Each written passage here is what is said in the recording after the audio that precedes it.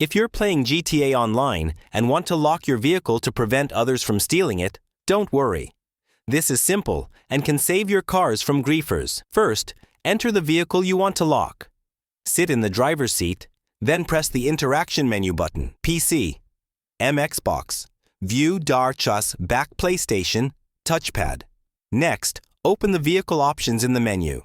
Look for the option labeled Vehicle Access or Lock, Unlock. Now, set the access to No One. This prevents other players from entering or driving your car. You can also choose Friends Only if you want friends to use it.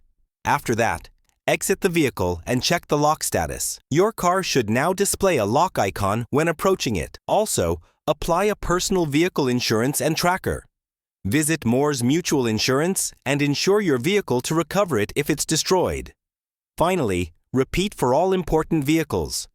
Always lock high-value or rare cars to prevent theft in GTA Online. Once done, your vehicle is secure and safe from other players. If this tutorial saved you time, like the video, subscribe to LearnBase, and ask your next question below.